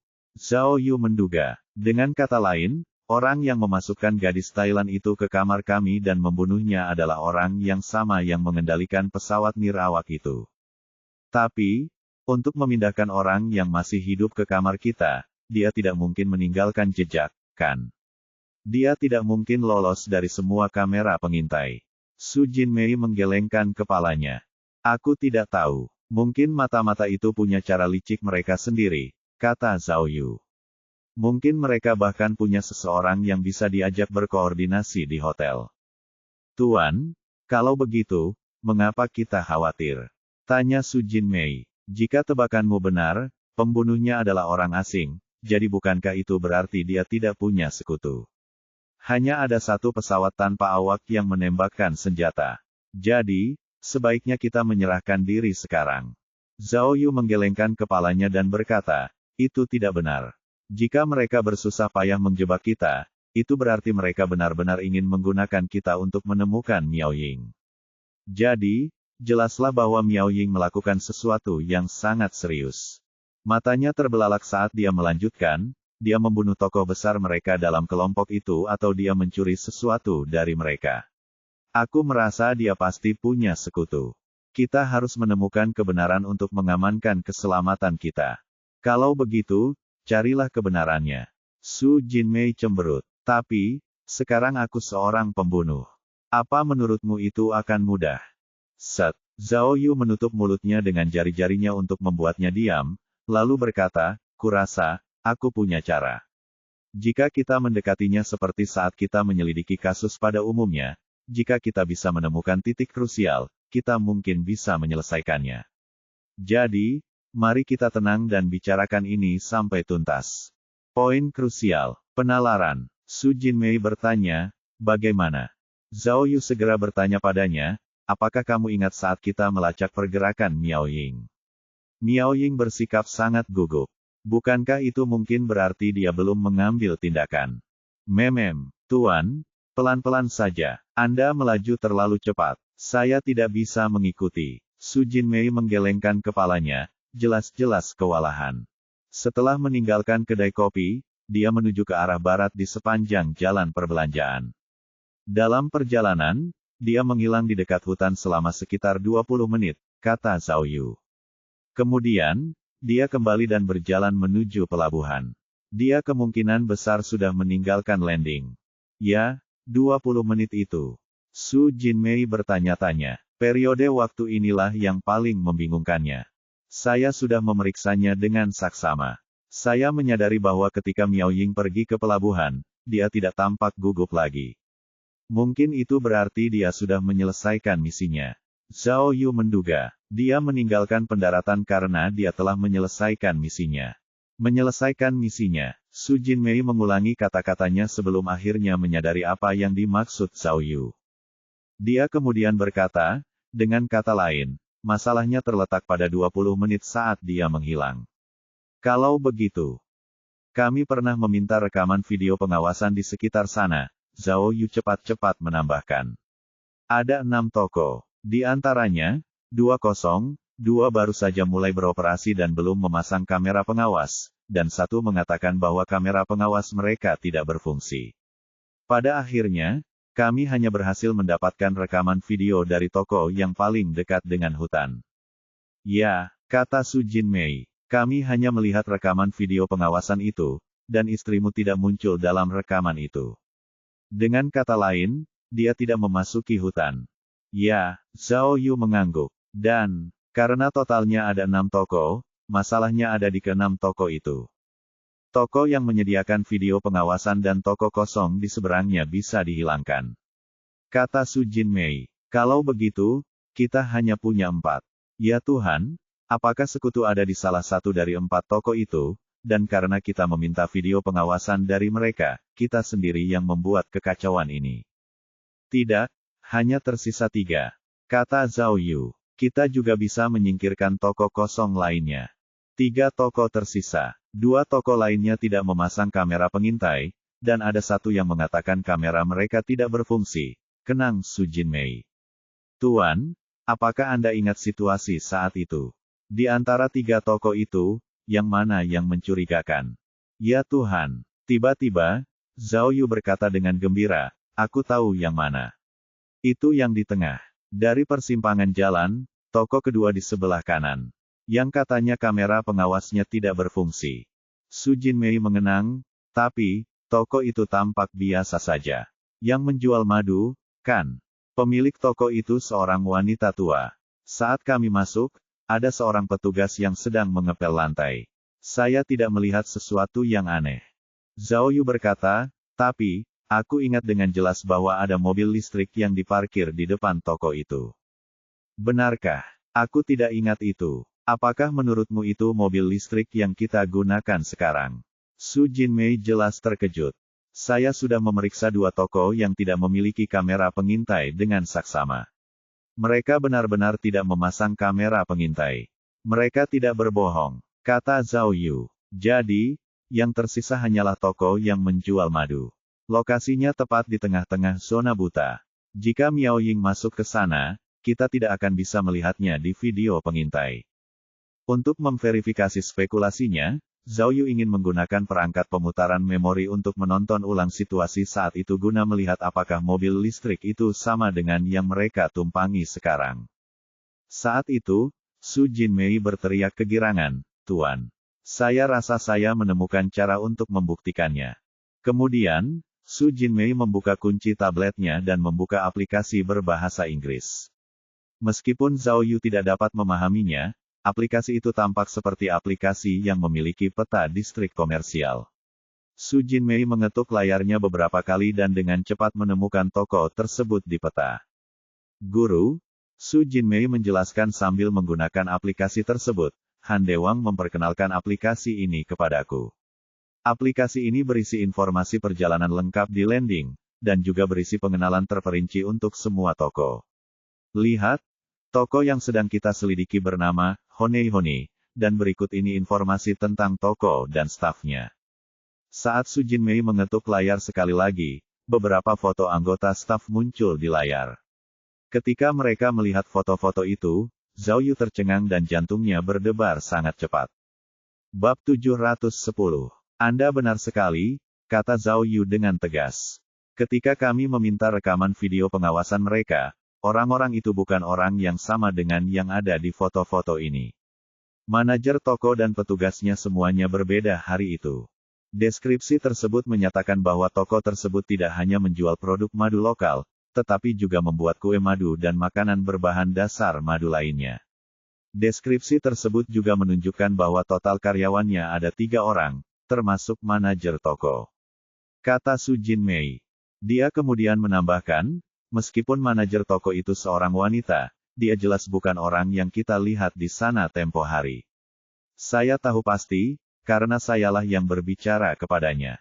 Ya Tuhan, dia bersikap begitu alami dan tenang saat berbicara kepada saya.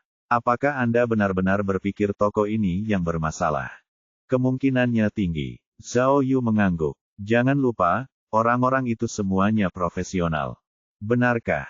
Su Jinmei mengerutkan kening. Tapi, apa yang aneh dari toko madu? Mengapa istri Tuan pergi ke sana? Apakah karena bos aslinya adalah orang jahat, jadi dia membunuhnya? Zhao Yu belum menjawab, ketika teleponnya tiba-tiba berdering. Itu adalah kepala bagian Marun Kui. Oh, Zhao Yu, kau membuatku sangat khawatir. Marun Kui berbicara dengan cemas. Kau baik-baik saja, bagaimana keadaanmu sekarang? Zhao Yu kemudian teringat bahwa ia tidak pernah mematikan alat pengacau sinyal, jadi kepala seksi Ma tidak mungkin menghubunginya selama ini. Sekarang setelah mereka akhirnya terhubung, Zhao Yu segera menjelaskan situasinya kepadanya, menceritakan semua detail tentang pria asing dan pesawat nirawak itu. Karena Zhao Yu memiliki detektor tak terlihat di kepalanya, ia yakin bahwa panggilan itu tidak sedang dipantau. Saat kepala seksi Ma mendengar rinciannya, dia terkejut. Namun, dia juga merasa lega dan berkata, bagus sekali. Kita punya lebih banyak alat tawar-menawar, sekarang setelah ada bukti. Saya sudah bicara dengan para petinggi. Kami telah mengirim 2 kelompok orang. Sekelompok pejabat untuk bernegosiasi dengan pemerintah setempat dan mengajukan permohonan perlindungan, dan kelompok lain yang merupakan pengaturan pribadi. Mereka akan melindungi keselamatan pribadi Anda. Saya akan mengirimkan koordinat dan kata sandi rahasia, dan Anda bisa menemui mereka di sana. Dia kemudian menambahkan, oh benar, para pejabat masih dalam perjalanan, tetapi tim koordinasi hampir berada di posisi. Mereka sudah berada di The Landing. Jadi, temui mereka segera, dan Anda hanya perlu mendengarkan mereka setelahnya. Ma Runqi mengirim koordinat dan kode rahasia ke telepon Zhao Yu tepat setelah dia menutup telepon. Oh, hujan akhirnya berhenti dan langit mulai cerah. Malam ini benar-benar membuatku takut. Kata Su Jinmei lega, ayo kita pergi ke tempat pertemuan. Seseorang bisa melindungi kita sekarang. Walaupun Su Jinmei berteriak keras padanya saat berbicara, Zhao Yu tidak bereaksi.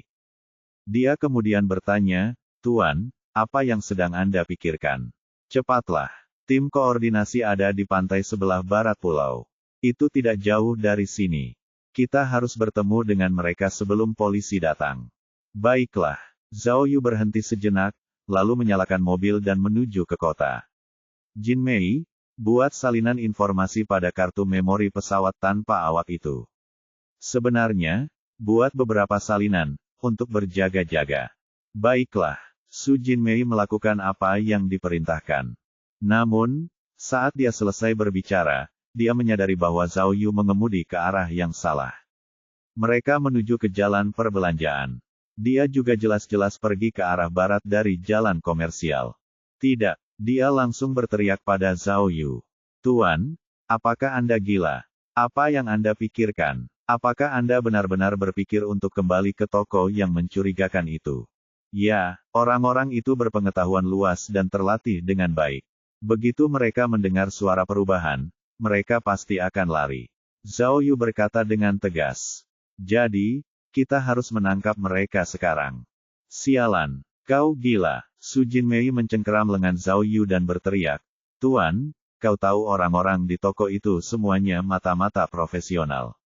Mereka punya pesawat nirawak, senjata, dan bom. Bukankah kau mencari kematian dengan mengejar mereka? Dengarkan aku, biarkan yang lain yang mengurus mereka, oke. Jangan khawatir, aku tidak akan menyeretmu ke bawah bersamaku. Kau boleh pergi saat kita sampai di sana. Aku akan pergi sendiri. Kata Zhao Yu dengan marah sambil mempercepat langkahnya. Kau, Su Jinmei menjadi cemas dan berteriak histeris. Zhao Yu, aku tidak pernah ingin mengatakan ini, tetapi aku tahu kau mempertaruhkan nyawamu hanya untuk mendapatkan berita tentang Miao Ying. Astaga, seberapa penting wanita ini bagimu? Apakah dia sepadan dengan nyawamu? Ya, Zhao Yu menjawab dengan singkat. Ia kemudian menginjak pedal dan mempercepat lajunya lagi. Mereka sudah hampir sampai di persimpangan jalan perbelanjaan. Tidak, aku tidak akan membiarkanmu pergi. Su Jinmei mencengkeram lengan Zhao Yu dan berteriak dengan marah, berhenti. Berhenti sekarang juga, kau sudah gila. Pernahkah kau berpikir bahwa ada banyak orang yang sangat peduli padamu selain Miao Ying? Seperti aku mohon padamu, jangan pergi. Tolong jangan pergi. Zhao Yu, aku khawatir sesuatu akan terjadi padamu. Su Jinmei mulai menangis saat dia mencoba membujuk Zhao Yu untuk tidak bertindak gegabah. Pekikik. Karena Su Jinmei menangis, Zhao Yu tidak punya pilihan selain menginjak rem. Namun, saat ini, mereka sudah sangat dekat dengan persimpangan jalan pertokoan. Dengarkan aku, Jinmei. Zhao Yu mendesak, jangan khawatir. Aku hanya akan mencari tahu kebenarannya, jadi aku bisa mengerti apa yang sedang terjadi. Aku tidak mencari kematian. Jangan terlalu negatif. Tidak, aku tidak akan membiarkanmu pergi. Su Jinmei memeluk Zhao Yu, lalu tiba-tiba mencium bibirnya. Hei, saat lidahnya memasuki mulutnya, Zhao Yu dengan cepat mendorongnya menjauh. Jangan main-main, nona muda. Tuan, aku menyukaimu. Su Jinmei memeluk Zhao Yu lagi dan tak henti-hentinya menciumnya. Aku benar-benar menyukaimu. Aku tidak ingin terjadi apa-apa padamu. Aku ingin kau tahu bahwa, selain Miao Ying, kau masih memiliki aku. Merasakan tubuh hangatnya dalam pelukannya, Zhao Yu tidak bisa menahan rasa canggung. Meskipun sebelumnya dia menyadari bahwa muridnya mungkin tertarik padanya, dia tidak menyangka kasih sayang muridnya akan terpancar padanya begitu tiba-tiba dan intens. Tidak, teriak Zhao Yu. Sisi rasionalnya menang saat itu. Dia selalu jelas dan tidak ambigu tentang perasaannya terhadapnya. Jadi, dia mendorong Su Jinmei sekali lagi dan berkata dengan sungguh-sungguh, Jinmei, dengarkan aku. Terlepas dari apakah aku gurumu atau bukan, aku tidak akan pernah bisa bersamamu. Aku tidak ingin kau salah paham. Ia lalu menambahkan, sejujurnya, saya bahkan merasa jijik saat melihat kisah cinta segitiga di TV. Anda tahu, saya hanya punya istri di hati saya. Selamanya hanya Miao Ying. Setelah mendengarkan jawaban tegas Zhao Yu, Su Jinmei akhirnya menghentikan upayanya untuk merayunya. Zhao Yu kemudian berkata, lagi pula, aku tidak akan kembali ke toko madu hanya demi Miao Ying. Sudah kubilang aku tidak akan membiarkan siapapun lolos setelah memprovokasiku. Jadi, aku harus membalas dendam untuk kita. Aku harus menunjukkan kepada orang-orang ini betapa hebatnya aku. Pada saat itu, Zhao Yu mengambil pistol dan keluar dari mobil. Ia kemudian berkata kepada Su Jinmei, ambil mobil dan tunggu aku di tempat pertemuan. Aku akan segera menemuimu di sana. Ini tidak akan lama, jangan khawatir. Setelah itu, dia berjalan menuju jalan perbelanjaan tanpa berbalik. Tuan, duduk di dalam mobil listrik, Su Jinmei melihat Zhao Yu menghilang. Ia kemudian terduduk lemas di kursinya dan mulai menangis sekali lagi.